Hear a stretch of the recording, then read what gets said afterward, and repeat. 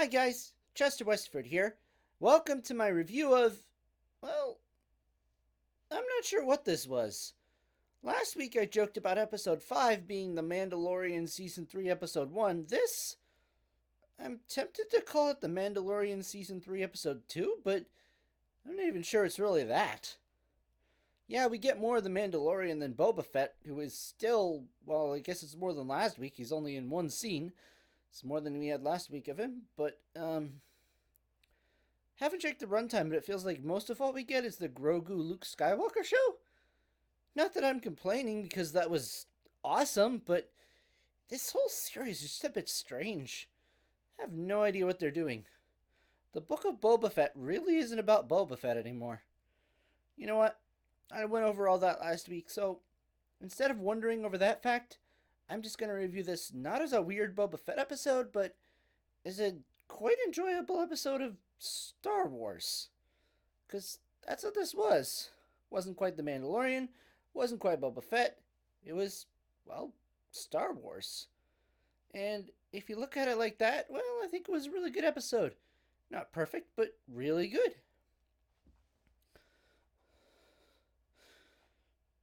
I guess I'll start at the beginning, where we see the Mandalorian arrive at the planet where Luke is setting up his new school, where he plans to train many young Padawans in the ways of the Force. That's gonna go great for him, I'm sure. Seriously though, I thought it was pretty neat that in true Star Wars all over the timeline fashion, we got to see the beginning of something that we glimpsed the tragic end of in the sequel trilogy. And as far as Luke goes, I know there's bound to be a lot of hate on the internet, but I would like to take a moment to appreciate how awesome it is that technology has come so far that we can have a whole episode of young Luke Skywalker looking like young Luke Skywalker. Yeah, it's a tiny bit off. Doesn't look exactly like Mark Hamill, and yeah, the face is a bit off at times with the dialogue and stuff, but I thought overall they got the mannerisms down extremely well, all things considered. A lot of people do seem to hate on this way of doing things, but I love it. I think that may be partially to me coming from a slightly different point of view. When I was a kid, I loved behind the scenes of movies and seeing how they were made. I still do.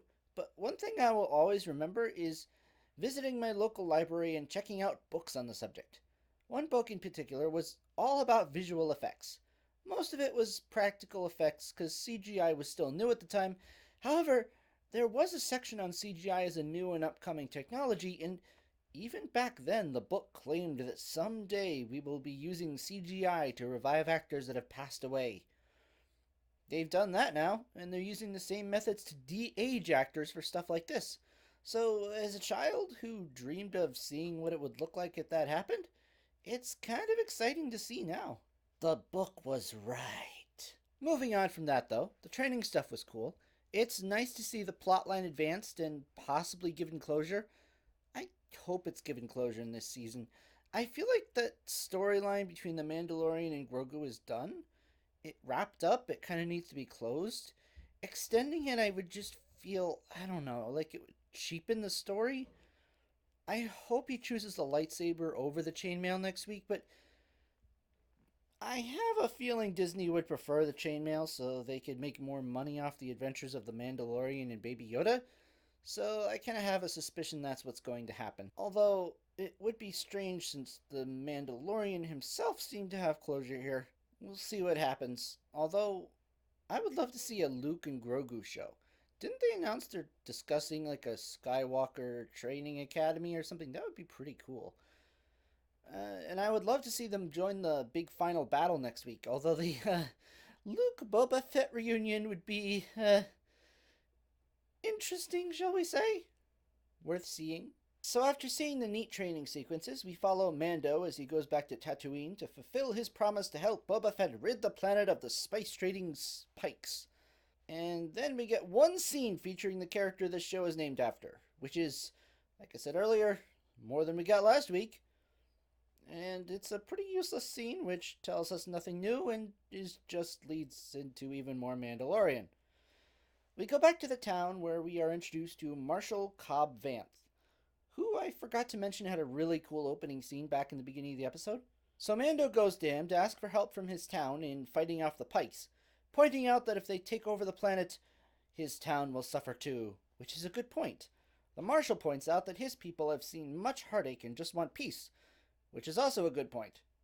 Of course, after the Mandalorian leaves, the town's feelings are somewhat altered by the arrival of a mysterious gunslinger who, in keeping up with the aesthetic of a classic Western, is dressed all in black. I say mysterious because to me I'd never seen him before, but apparently he's a fan favorite from the Clone Wars, which I still really need to watch. More and more as they bring in characters from that show, it just makes me really want to watch it.